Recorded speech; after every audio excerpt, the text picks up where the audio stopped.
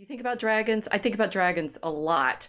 And of course, one of the reasons I'm a little bit tired and I need my stuffed toy tonight is we've been working on our Kickstarter for our Draco Alchemicus launch. So you guys, you're going to love it. It's got dragons and more Draco Alchemicus means alchemical dragon. There are dragons in it. Yes, I've been thinking a lot about dragons. And I am teaching my course at the University of Chicago on Tolkien. We just started term this week. And yes, therefore, I'm thinking about Tolkien, thinking about dragons and fairy and what they mean and why dragons are so enticing to want to seek after, desiring dragons. So, hi, everybody. We're here to talk about dragons tonight. I guess you want to know why.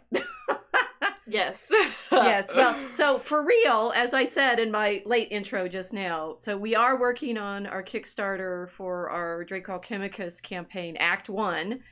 It's going to have 5 acts, but we're going to focus the campaign just now on the first act because that's the one we have written. And we have our artist, Zay Nuno Fraga, making, oh my gosh, it's travel into fairyland ecstasy looking at the drawings that he makes for our stanzas. It's like, maybe we can actually write poetry if drawings like this come out of it. So be looking for that. It's going to be coming up in the next month, and we're going to be really hoping that you are encouraged to give us money and support the publication of our first act. Because you want this, you want this, you want to save civilization by iambic pentameter and dragons. Dragon. Yeah, this is where our virtuous gold digging kicks in. We have to. How else? I mean, we want treasure, dragon. And all of the stuff that everyone is always talking about. You know how boring it is hearing people saying, oh, civilization is dying. And it's like, what are you doing to create culture? Have you learned to scan yet? Da-dum, da-dum, da-dum, da-dum, da-dum. Right? I don't want to hear anything about the greatness of, Anglo culture if you can't write iambic pentameter. Just saying, because as we've proved in previous episodes, that's it. That's kind of what we have, English. Well, okay, she thinks we have other things too, and that we should fight the Englishness. But, I'm saying as someone who basically has English as her language, we got to work at it. I don't want to fight English. I want to conquer English. Ooh, I think dragon. that's a better way of describing it. We need to bring a dragon in and hoard English. Something like that. How would I describe it? It needs to be colonized by the cross. Yeah, English has to be colonized by the cross. Giant pile of gold in iambic pentameter with a cross at the top. Because, of course, the giant pile of gold that the Elizabethan pirates made was filled with crosses that they stole from the Spanish. So what did they do with them? Where did all these crosses go? I think they melted them down and made coin out of them. Gold digging whores that they were. Yes, they were. The gold digging Elizabethans. I've been thinking about this. The word Anglo very triggering this week because of what's been happening here in Australia. I'm not sure if I've talked to you about it yet. I've been posting things on my channel about a few Catholic protests that have been happening in Sydney. Ooh. And a lot of our Lebanese brothers and sisters are very unhappy with the behaviour of some people outside a church in Sydney. So they got into a little bit of a scuffle. Very odd to see the media talk about them as white supremacists and they're not Anglos. Well, you said, I of course read your Telegram, definitely.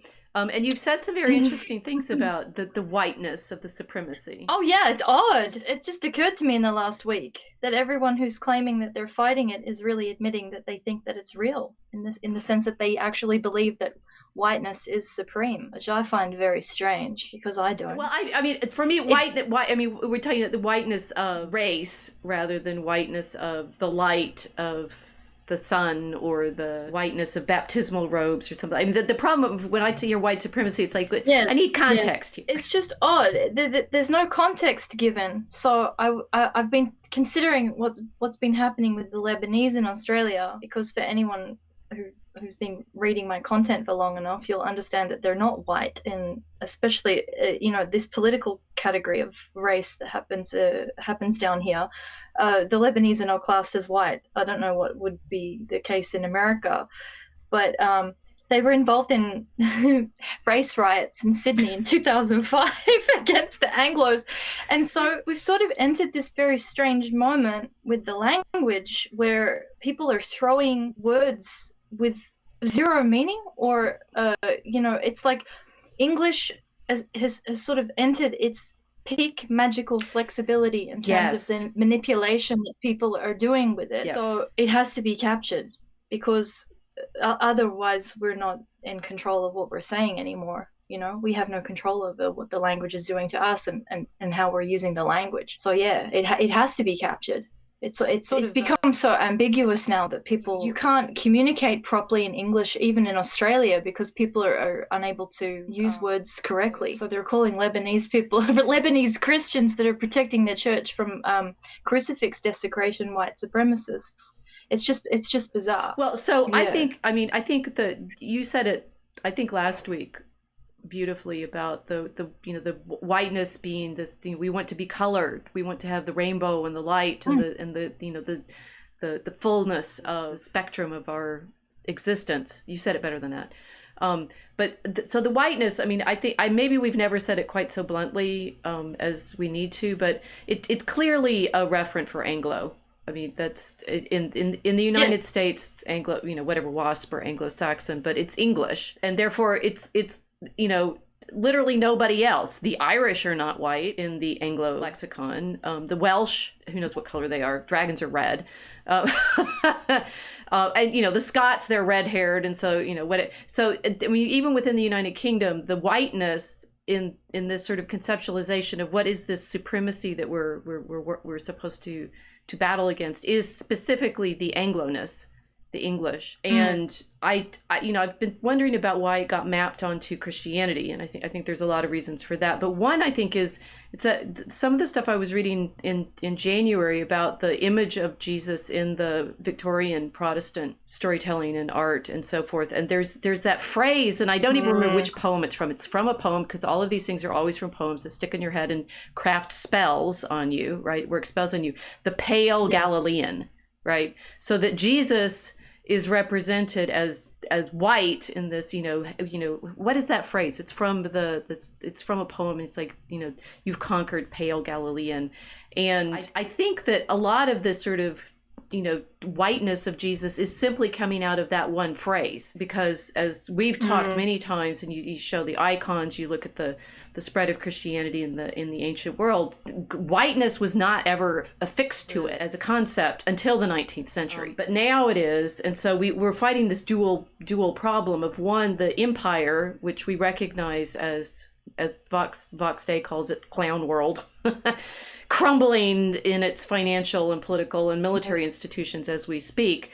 And then there's Christianity that's attached to it, and too attached to it in many people's minds, of course, because they think that to be Christian, you also need to have these particular European political institutions, and those are orthogonal, is the usual best way to say it. They're not even in parallel, right? They're at odds with each other, and for centuries actually were. The battle between church and state was real, and in the Reformation, it was as get lost to the state, because in England the Queen became the defender of the faith and the head of the church. Now we have king as the head of the church, or whatever it is, right? And so you've blended church and state with the Reformation, and therefore forever after, these things are corrupted mutually, I suppose. The Vatican, we'll leave the Vatican aside right now.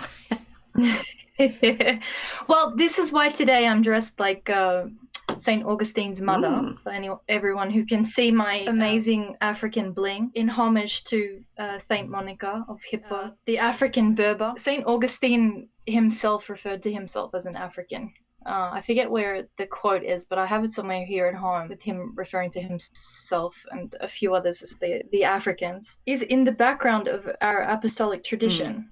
That this is the place where the faith grew and the faith blossomed. Seeing news reports, the kinds of things that have been said this week, giving me migraines, because it's what they're saying essentially in calling Lebanese Catholics white supremacists is they're saying we all have to accept the Anglo church and state unification that defines Christianity as an Anglo institution, which I just outright reject, because it's false. It's not right. The greatest saints that we have are men from Africa and the Middle East and Asia Minor. These are not white men.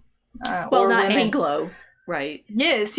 Well, in the political way of describing race, that Australia uses when it uses the term white, it's So I just this has all been kind of bubbling in my mind. The Christians in Australia are very upset with the blasphemous things that are being said on the television the last couple of weeks, and really our Mediterranean Catholics are suddenly very activated because they're realizing that now they're getting lumped into categories which have no relevance to them, and they're being painted with words and with the magic English words which don't apply. So we're stuck in this linguistic battle at the moment, and it's difficult to have it in Australia because we don't even have an official national language. So we're all speaking English that isn't an official language because we don't have one. So it's like the battle over the language that isn't. It's very odd, very, very strange. Well, this is actually perfectly topical to our dragon theme and our Tolkien theme and our problem of what are we longing for. Okay, so I've been rereading Tolkien's fairy stories, and there's one place he has a nice definition of spell. It ends up in gospel as, the good word, and it is the spell that controls other living men, as he puts it. And so when you were talking about this problem that we're in this spell of language, that's precisely our problem tonight. So where the dragons are, and it's like I'm dragging the Mosaic Ark over to the Forge of Tolkien, and let's talk about like what it is we're longing for.